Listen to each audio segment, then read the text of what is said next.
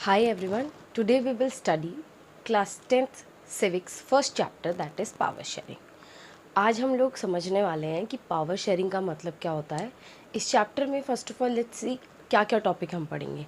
पहला टॉपिक है हमें समझना है पावर शेयरिंग का मतलब क्या होता है, what is the meaning of power sharing.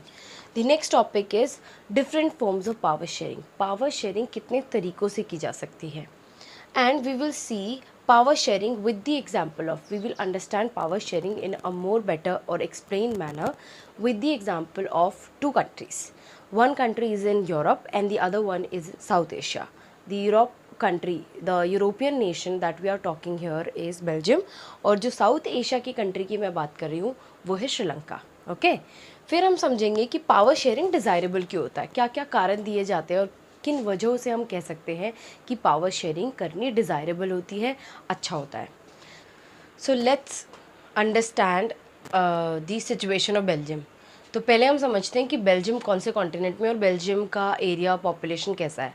तो देखो बेल्जियम क्या है, बेल्जियम यूरोप में एक छोटी सी कंट्री है, हरियाणा के साइज़ के बराबर. इमेजिन कर सकते हैं आप, जितना छोटा हरियाणा है इतने ही साइज़ की एक कंट्री है बेल्जियम यूरोप कॉन्टिनेंट में. ओके, और बेल्जियम 4 कंट्रीज़ के साथ बॉर्डर शेयर करता है. पहली कंट्री है France, then Netherlands, then Germany and Luxembourg. ये 4 कंट्रीज़ बेल्जियम के साथ बॉर्डर शेयर करती है. अगर हम बात करें बेल्जियम की पॉपुलेशन की, तो बेल्जियम की population approximately is half of the population of the state of Haryana. Okay, अब ज़रा देखते हैं कि बेल्जियम में कितने तरीके की एथनिसिटीज़ रहती हैं. What is the ethnic composition of Belgium. तो देखिए, अगर हम बेल्जियम के एथनिक कॉम्पोजिशन की बात करते हैं तो बेल्जियम में क्या है, बेल्जियम के नदर्न रीजन, बेल्जियम का northern region is known as Flemish region. यहाँ पर 59 पॉपुलेशन ऑफ बेल्जियम रहती है और ये बोलती है डच लैंग्वेज. ओके, और दूसरा रीजन जो है सदर्न रीजन मेजरली, वहाँ पर पॉपुलेशन रहती है 40% और उस रीजन को बोला जाता है विलोनिया, और ये लोग बोलते हैं these people are French speaking. और 1% जो लोग रह गए बेल्जियम में, these people speak German. So that was about the ethnic composition of the Belgium as a whole. लेकिन अगर हम बेल्जियम की कैपिटल सिटी की बात करते हैं जो कि ब्रसल्स है, ब्रसल्स में ये सिनेरियो ऑपोजिट हो जाता है. ब्रसल्स में देखिए, ब्रसल्स में आप क्या देखते हैं कि ब्रसल्स में डच कम्युनिटी जो है वो माइनॉरिटी में है, जो कि पूरे बेल्जियम में मेजॉरिटी में है. लेकिन फ्रेंच कम्युनिटी मेजॉरिटी में है ब्रसल्स में, जो कि कैपिटल सिटी है बेल्जियम की. Is that all right. तो देखो, आप लोगों ने एथनिक कॉम्पोजिशन समझ ली है बेल्जियम की. अब ये हमने क्यों जाना है, एथनिक कॉम्पोजिशन हमने क्यों पढ़ी है, ये हमने क्यों पढ़ी है, क्योंकि देखिए यहाँ पर 2 आप कम्युनिटीज़ देख पा रहे हैं. एक कम्युनिटी है मेजॉरिटी में, एक है माइनॉरिटी में. तो अब क्या होता है कि बेल्जियम में शुरू से ही क्या था कि जो माइनॉरिटी में कम्युनिटी है, that is the French community, वो थी हमेशा से रिच और पावरफुल. और ये चीज़ डच लोगों को पसंद नहीं थी कि हम लोग मेजॉरिटी में हैं लेकिन फिर भी फ्रेंच जो कम्युनिटी है वो रिच है और पावरफुल है पूरी कंट्री के अंदर. तो ये उनको एक्सेप्टेबल नहीं था. तो यही जो चीज़ होती है, क्योंकि डच कम्युनिटी क्या फील करती है कि उनको इकोनॉमिक डेवलपमेंट का जो फ़ायदा है वो बहुत ज़्यादा लेट जाके मिलने लगता है, तो इस वजह से फ्रेंच वो powerful. So this was resented by the Dutch community. अब ये होने के बाद क्या देखते हैं हम लोग कि इन दोनों कम्युनिटीज़ के बीच में टेंशन अराइज हो जाती है in the 1950s and 60s. और these tensions were more acute in the Brussels area, जो कि कैपिटल सिटी है बेल्जियम की. तो यहाँ पर हम लोग क्या देखते हैं कि यहाँ पर क्या होता है कि स्पेशल प्रॉब्लम है. यहाँ पर स्पेशल प्रॉब्लम क्या है कि डच लोग यहाँ पर माइनॉरिटी में हैं और French people are in majority. तो क्या प्रॉब्लम्स होती हैं, कैसे इसको सॉल्व करा जाता है, ये हम आगे पढ़ेंगे. फर्स्ट ऑफ ऑल अभी के लिए हम समझते हैं कि श्रीलंका में क्या हुआ. चलिए अब समझते हैं श्रीलंका की सिचुएशन को. देखो, श्रीलंका क्या है, श्रीलंका एक आइलैंड नेशन है, साउथ एशिया के पार्ट में पड़ती है श्रीलंका. इंडिया के साउथ के सदर्न कोस्ट में, तमिलनाडु के जस्ट नीचे आप एक आइलैंड कंट्री देखते हैं जो श्रीलंका है. It is one of the island neighboring countries of India. So Sri Lanka में पॉपुलेशन अप्रॉक्सीमेटली हरियाणा के बराबर है, that is 2 crore people live in Sri Lanka. अब ज़रा श्रीलंका के सोशल ग्रुप्स के बारे में बात करते हैं. तो देखिए, श्रीलंका में ज़्यादातर population, that is 74% of the Sri Lankan population speaks Sinhali language, and the rest that is the 18% people speak Tamils. ठीक है, तो श्रीलंका में दो सोशल ग्रुप हैं मेजरली। पहले हैं सिन्हला स्पीकिंग पीपल जो कि 74% में है, दूसरे हैं तमिल स्पीकर जो कि 18% में है। अब तमिल्स भी देखिए दो तरीके के हैं श्रीलंका में। एक तो हैं जो श्रीलंका के नेटिव्स हैं, श्रीलंका के नेटिव्स जो हैं वो 13% है, and rest of the Tamilians are Indian Tamilian. वो कौन है? वो हैं जिनके forefathers colonial time period पर प्लांटेशन के लिए इंडिया से श्रीलंका में आए थे, इसीलिए उनको इंडियन तमिलन्स बोला जाता है। वो लगभग 5% है श्रीलंका में। अब देखिए जो सिन्हली स्पीकिंग पीपल हैं वो ज़्यादातर बुद्धिस्ट हैं, उनका रिलीजन बुद्धिज़्म है, ठीक है। और जो तमिल्स हैं उन लोगों का रिलीजन तमिलन्स आर मोस्टली हिंदूज और मुस्लिम्स, और कुछ 7% जो पॉपुलेशन है श्रीलंका की वो क्रिश्चियंस हैं। वो तमिल भी बोलते हैं या फिर वो सिन्हली भी बोलते हैं। So that is about the ethnic composition or the diversity in Sri Lanka. So you have clearly understood the ethnic composition of both the countries. हम लोगों ने बहुत क्लियरली समझ लिया है कि ethnic composition क्या है बेल्जियम की और श्रीलंका की। तो क्यों पढ़ रहे हैं हम लोग, हमें ये क्यों पढ़ना था? Why do we need to understand the ethnic composition of these two countries? देखिए ये हमने इसलिए जाना है कि आप लोग देखो, एक कम्युनिटी तो मेजॉरिटी में है, दूसरी माइनॉरिटी में है। अब मेजॉरिटी चाहे तो माइनॉरिटी पर अपनी पावर इम्पोज कर सकती है और उसके कंसिक्वेंसेस नेगेटिव हो सकते हैं। जैसे कि आप लोगों ने बेल्जियम में देखा कि बेल्जियम में ज़्यादातर जो लोग हैं वो डच स्पीकिंग है, ओके।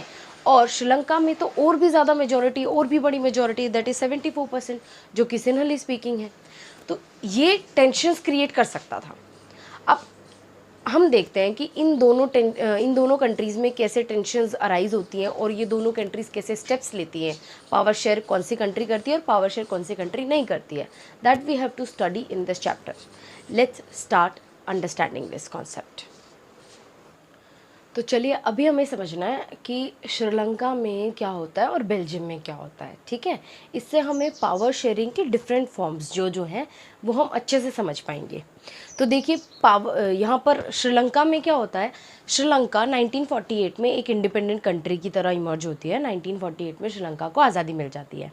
इसके बाद क्या होता है, श्रीलंका को जब आज़ादी मिली तो इसके बाद इलेक्शंस होते हैं। इलेक्शंस होने के बाद जो मेजॉरिटी कम्युनिटी है, that is the Sinhala speaking people, उनकी कम्युनिटी से ही गवर्नमेंट बन जाती है, ठीक है। डेमोक्रेसी वाइज हुई, लेकिन आप लोग क्या देखेंगे कि इन्होंने ओवर द इयर्स इंडिपेंडेंस के बाद, इलेक्शन होने के बाद 1956 में इन्होंने कई सारे सीरीज़ ऑफ एक्ट्स पास किए जिसके थ्रू ये लोग इस्टेब्लिश करना चाह रहे हैं majoritarianism. Now what is majoritarianism? Majoritarianism का मतलब होता है जब एक मेजॉरिटी कम्युनिटी अपने तरीके से सरकार को चलाना चाहे और बिल्कुल डिसरिगार्ड कर दे जो भी माइनॉरिटी कम्युनिटीज़ है। जैसे यहाँ पर मेजॉरिटी कम्युनिटी कौन सी है? सिन्हला स्पीकिंग पीपल। यहाँ पर ये सरकार को अपने तरीके से चलाना चाह रहे हैं और तमिलियंस को बिल्कुल ही डिसरिगार्ड करते हुए ये चीज़ करना चाहते हैं, ठीक है। तो कैसे कैसे इन लोगों ने एक्ट्स पास किए हैं? पहला तो चीज़ इन्होंने कही कि अभी श्रीलंका में सिन्हली जो लैंग्वेज होगी वो अब श्रीलंका की ऑफिशियल लैंग्वेज होगी। दूसरी बात इन्होंने क्या करी है, इन्होंने कुछ ऐसी प्रेफरेंशियल पॉलिसीज़ बनानी शुरू कर दी, ऐसी प्रेफरेंशियल पॉलिसीज़ लानी शुरू कर दी जिसमें कि क्लियरली विजिबल हो रहा था कि ये लोग यूनिवर्सिटी जॉब्स में या बाकी और एम्प्लॉयमेंट्स में सिर्फ और सिर्फ प्रेफरेंस दे रहे हैं सिन्हली स्पीकिंग लोगों को, ठीक है। और तीसरी चीज़ क्या होती है, इन लोगों ने एक नया कॉन्स्टिट्यूशन लाया जिसमें इन्होंने बोला कि the new constitution shall foster and protect the religion Buddhism. तो मेजॉरिटी कम्युनिटी, आप लोगों ने देखा था कि मेजॉरिटी जो सिन्हला स्पीकिंग पीपल है उनका रिलीजन बुद्धिज़्म है। तो उन्होंने नए कॉन्स्टिट्यूशन में क्या चेंज लाया? उन्होंने चेंज लाया कि अब से कॉन्स्टिट्यूशन में ये लिखा गया है कि बुद्धिज़्म को प्रोटेक्ट किया जाएगा, एज इफ़ बाकी रिलीजन्स की कोई इंपॉर्टेंस नहीं है, बाकी कम्युनिटी की कोई इंपॉर्टेंस नहीं है, ठीक है। तो इन सब चीज़ों से क्या होगा? इन सब चीज़ों से एक ही चीज़ होने वाली है कि जो तमिल्स हैं जो कि श्रीलंका में माइनॉरिटी हैं उनको एलियनेटेड फील होने लगा। मतलब कि उन्हें ऐसा लगने लगा कि वो अपनी ही कंट्री में कोई एलियंस या बाहर के लोग हैं, तभी तो उनके लिए कोई पॉलिसीज़, कोई एक्ट्स पास नहीं हो रहे और गवर्नमेंट सिर्फ और सिर्फ ऐसी चीज़ें कर रही है जो कि मेजॉरिटी कम्युनिटी को फेवर करेगी। तो ये चीज़ तो बिल्कुल गलत है। तो इसके थ्रू क्या होने लग जाता है, देखो, आप लोगों ने मैप देखा था श्रीलंका का, उसमें आप लोगों ने देखा था कि जो तमिल स्पीकिंग पीपल है वो मेजरली नॉर्थ ईस्ट वाले पार्ट में है, ठीक है। तो ये लोगों ने फिर डिमांड करना शुरू कर दिया पहले कि हम लोगों को भी राइट्स दिए जाएं, हमारे लिए भी पॉलिसीज़ आएँ, तमिल को भी ऑफिशियल लैंग्वेज बनाया जाए। और ये चीज़ तो ऑब्वियसली सिन्हली लोगों ने एक्सेप्ट नहीं करी। तो इसके वजह से अब कई सारी पॉलिटिकल पार्टी श्रीलंका में इमर्ज होने लगी, जिनका मेन मोटो अब क्या हो गया था कि हमें चाहिए अभी Tamil Eelam. Now what is this word Tamil Eelam? Eelam means state. इन लोगों की अब डिमांड हो गई थी कि हम लोगों को चाहिए है एक सेपरेट नेशन, हम लोगों को एक सेपरेट स्टेट चाहिए जहाँ पर कि तमिल्स की ऑटोनॉमी चलेगी। मतलब इस वाले पार्ट में, ईस्ट वाले पार्ट में सिर्फ और सिर्फ जो तमिल्स चाहेंगे उसके अकॉर्डिंग पॉलिसीज़ आएंगी। मेजॉरिटी जो है वो हम पर अपनी चीज़ें सुपर इम्पोज नहीं कर सकती है। That was the demand. अब ये डिमांड्स ऑब्वियसली पूरी नहीं होती हैं, इसी वजह से श्रीलंका में हो जाती है सिविल वॉर। सिविल वॉर का मतलब क्या होता है? सिविल वॉर का मतलब होता है गृह युद्ध। जब एक कंट्री में दो कम्युनिटीज़ या दो से ज़्यादा कम्युनिटीज़ के बीच में डिफरेंसेस आ जाएं पॉलिटिकली, इकोनॉमिकली, और वो एक युद्ध में कन्वर्ट हो जाए, उसको बोला जाता है सिविल वॉर। तो श्रीलंका में डिफरेंसेस को, डाइवर्सिटीज़ को अकोमोडेट ना करने की वजह से, पावर शेयर ना करने की वजह से क्या विटनेस किया जाता है कि श्रीलंका में हो जाती है सिविल वॉर। और इसी के कंट्रास्ट में अगर आप बेल्जियम का केस देखते हैं तो बेल्जियम में ये सब चीज़ें नहीं होती हैं।